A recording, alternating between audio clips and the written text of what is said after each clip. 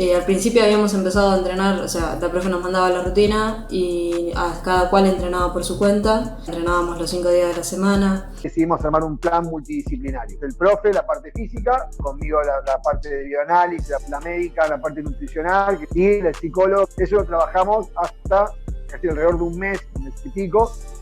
Desde que empezó la cuarentena, el preparador físico del club nos manda rutinas de lunes a viernes. 2 veces por semana nos unimos al Zoom. Bueno, en Boca estamos entrenando bastante, hacemos sesiones de entrenamientos grupales, pero también tenemos nuestra rutina individual. La profe nos arma una rutina para toda la semana, entrenamos todos los días, la manda al grupo y alrededor de las 3 de la tarde nos conectamos y hacemos la rutina todas juntas y ella nos va haciendo el seguimiento.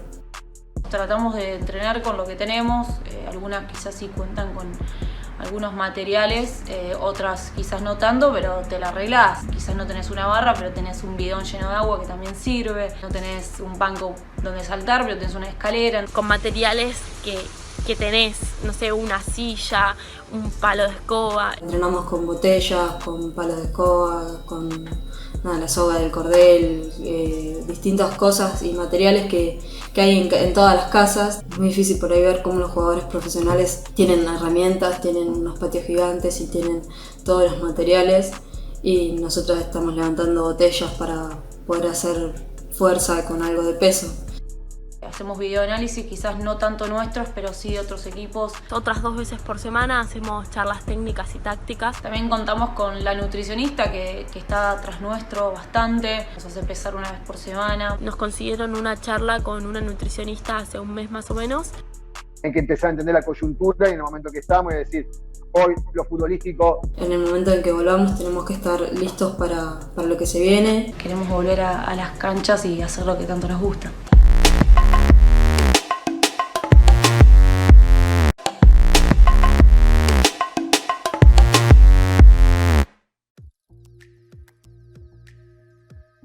Vuelvan a las canchas y también hacer lo que tanto nos gusta, que es transmitirlas. Pero bueno, lamentablemente estamos en un momento, veía y escuchaba recién el informe y pensaba totalmente utópico, ¿no? Imaginar un entrenamiento vía Zoom, ahí como contaban las jugadoras y como contaba el Tano Spinelli, director técnico de Racing. Entrenan todas las semanas por Zoom, algunas lo hacen 1 o 2 veces, otros equipos lo hacen todos los días, algunos equipos también lo hacen de forma individual, cada una en su casa, y otros equipos lo hacen de una forma más conjunta. La realidad es que es un momento complicado para todos y para todas, sobre todo para los clubes que lamentablemente en el fútbol femenino no estaban preparados para una vida normal y ahora se tienen que encontrar, se encuentran con todo esto.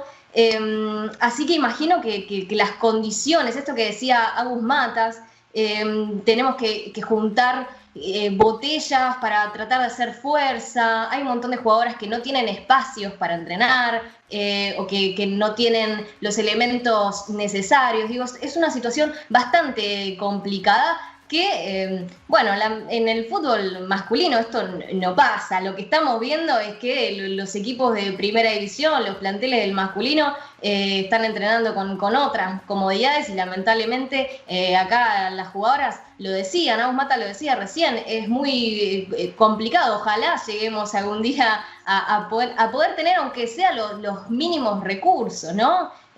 ¿Cómo ven, cómo escucharon a las jugadoras? Yo creo que justamente este momento que nos toca vivir vino a marcar muchísimo más las desigualdades que ya sabíamos que había, ¿no?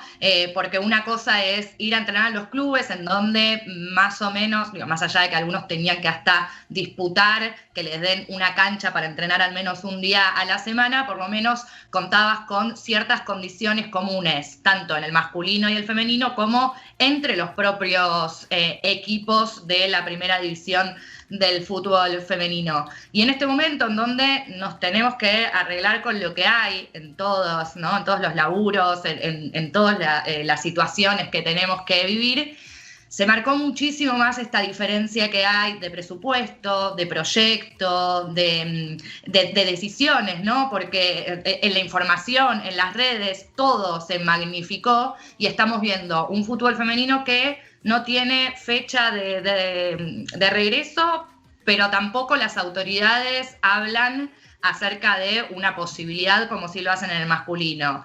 Ahora vamos a hablar, ¿no?, específicamente de ciertos protocolos o de ciertas rutinas que mantienen los jugadores del fútbol masculino y no se ve prácticamente eso reflejado en el femenino. Entonces me parece que estamos viviendo un momento en donde tenemos que seguir empujando para que esas desigualdades sean cada vez menores. Sí, coincido con Melu, esto como se acrecienta más la diferencia entre clubes y entre el femenino y el masculino. Por ejemplo, algo que está muy bueno de implementar es que haya psicólogos en esto de que por ahí hay una incertidumbre de cuándo empieza el torneo, también esa ansiedad de poder empezar, como que ya se lleva varios tiempos de cuarentena, ya son casi 100 días que llevan sin la posibilidad de entrenar, con lo cual es importante la ayuda de un profesional, al igual que la de un nutricionista, para cuidarse con el tema de las comidas, ver qué comer, qué no comer cuando se entrena de manera distinta. Y la verdad que la situación no es muy buena. Solo 9 clubes de 17 cuentan con la ayuda de un psicólogo, de un profesional.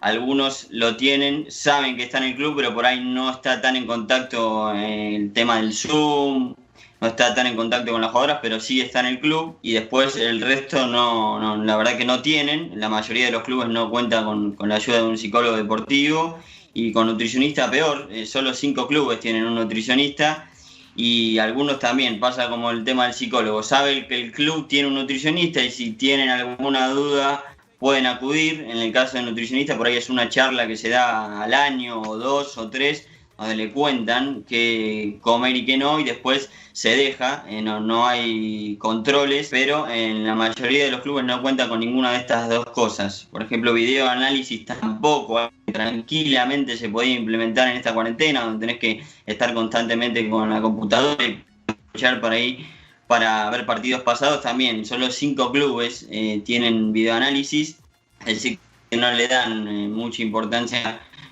a esas cosas. Y después también es importante el tema de los juegos. Por ejemplo, en el caso de Gimnasia, el psicólogo participa dándole juegos a las jugadoras como para que traten de llevarla lo mejor posible. Hoy no se sabe cuándo puede llegar a arrancar el próximo torneo, no lo saben las jugadoras, no lo sabe nadie, porque esta situación que estamos viviendo es de incertidumbre realmente, con lo cual es necesaria la ayuda de un profesional, la ayuda de también juegos como para pasarla mejor, y la verdad que no está en las mejores condiciones. Sumo algo a lo que decía recién Lauti en cuanto a la cantidad. Estos 5 equipos de los que está hablando que tienen una nutricionista, se tratan de Central, River, Guayurquiza, Boca y Racing. Racing tiene también, tiene a Carolina Papaletere, que es la médica del equipo a su vez. No debe ser casualidad, y no es casualidad en realidad, que estos 5 equipos, los veamos en las primeras posiciones de las tablas. Si vos tenés en cuenta lo importante que es en estos momentos tener a una psicóloga, a un psicólogo que esté ayudando y al lado del plantel, que es un momento donde la cabeza juega mucho, donde también, el tema de la nutrición juega mucho, y también lo que es la parte psicológica juega mucho, es un rol fundamental en este contexto. Entonces, después, esto tiene que ver un poco con la importancia que le da cada club al plantel de fútbol femenino. Ahora, en este momento, estamos resaltando la actividad de los psicólogos y los nutricionistas, pero durante el torneo resaltamos otro tipo de prioridades que tienen los planteles que quizás otros equipos no le dan. Entonces, no es raro que cuando un club se plantea un proyecto y adapta el personal y el presupuesto y los tiempos, claramente después de unos días se ve el resultado, ¿no? Y también resalto otra cosa en este relevamiento que hicimos para ver qué tipo de personal, qué tipo de recursos tenía cada club.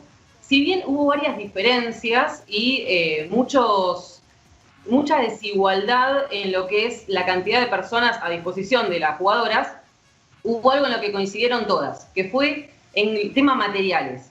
Todas hacen lo que pueden con lo que tienen. Y obviamente muchos clubes tienen preparadores físicos y preparadoras físicas que adaptaron las rutinas a una silla, una botella, un palo de escoba, pero insistimos, siempre con las cosas que están en casa y en el espacio que también saben los preparadores que ellas tienen. No hubo ningún testimonio que diga el club nos ha mandado mancuernas, nos ha mandado pesas, una colchoneta, cosas que sabemos que están en las instalaciones, no es que hay que ir a comprarlas, ¿no?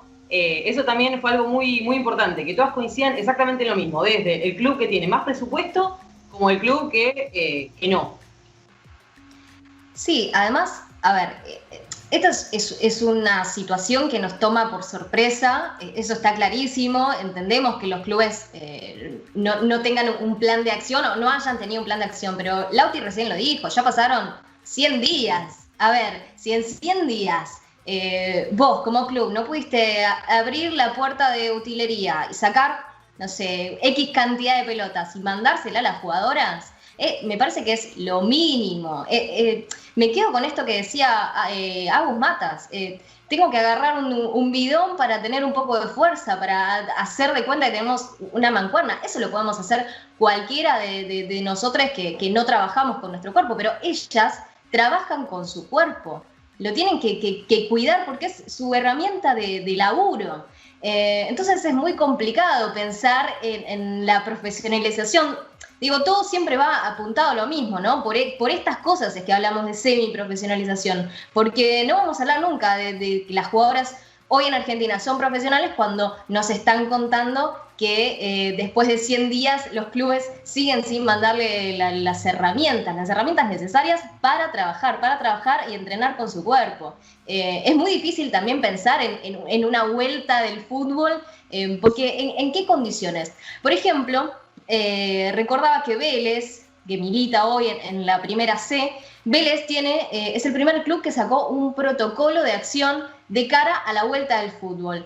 Esto no quiere decir que saca el protocolo pidiendo a los gritos que vuelva al fútbol, porque está clarísimo que el fútbol, lo dijo Tapia, no va a volver hasta que Cava y AMBA estén en fase 4. Eso está bien, digo, no podemos exigir que vuelva al fútbol como antes porque no estamos en esas condiciones. Ahora, sí está bueno que los clubes empiecen a trabajar y cuando empiecen a trabajar sobre esto, empiecen también a meter otras cosas, como por ejemplo Rosario Central, que aprovechó esta cuarentena y aprovechó este momento para trabajar algo tan básico y algo que se viene elaborando en otros equipos, que es el tema de los ciclos menstruales. Dicho sea de paso, pueden leer la nota en foodfemprof.com, gran nota de Luti Gargini.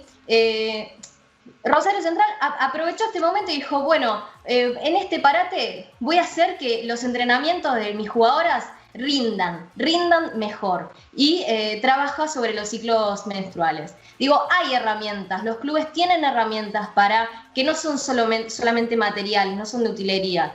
Es cuestión de voluntad. Es una decisión política.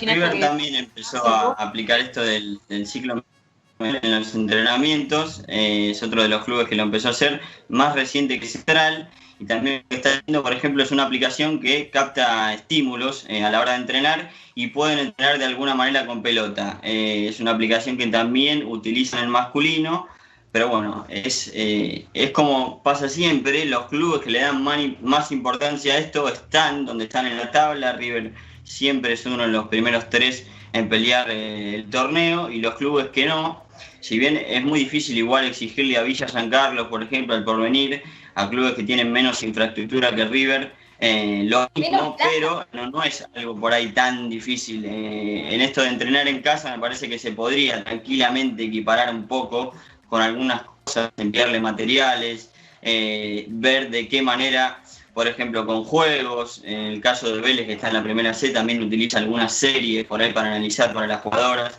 Entonces son métodos que se van utilizando para equipar, con la diferencia entre un equipo que pelea el campeonato y de otro que pelea el descenso en un mismo torneo.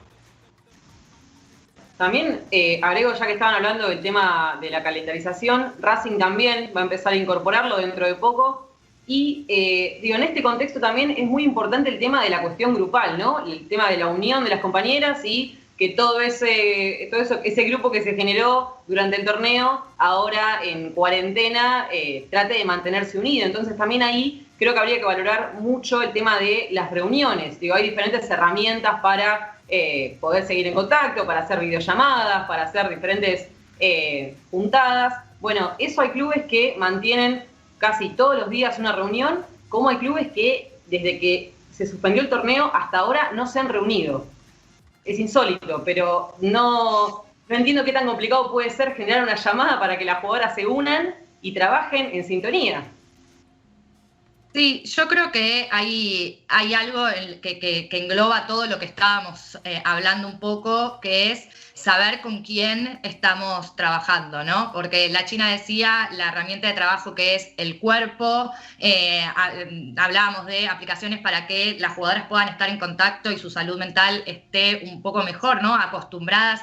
Hablaba con varios preparadores físicos también del fútbol femenino y decían, están acostumbradas a tener contacto, a correr, y eso de alguna manera también hay que trabajarlo porque el cuerpo tiene memoria. Lauti hablaba también sobre el GPS y digo, son un montón de cosas que abarcan a que estamos hablando de una jugadora de fútbol. Entonces hay que enfocar también el entrenamiento en eso y otra cosa que decían mucho es, no puede ser una pretemporada eterna. No existe eso. Las pretemporadas tienen un tiempo estipulado y se trabaja en función de eso. Se hace una planificación, pero cuando no sabes, como es este momento, cuándo va a llegar ese día en el cual las jugadoras tengan que volver al fútbol, la planificación tiene que ser otra, tiene que ser al revés. Y como decía Altano también cuando hablábamos, hay que enfocarse en cuidar esa herramienta de trabajo que es cuerpo y mente de la jugadora. Y si nos ponemos a ver, como decía Lauti al principio, los números de los clubes que tienen nutricionista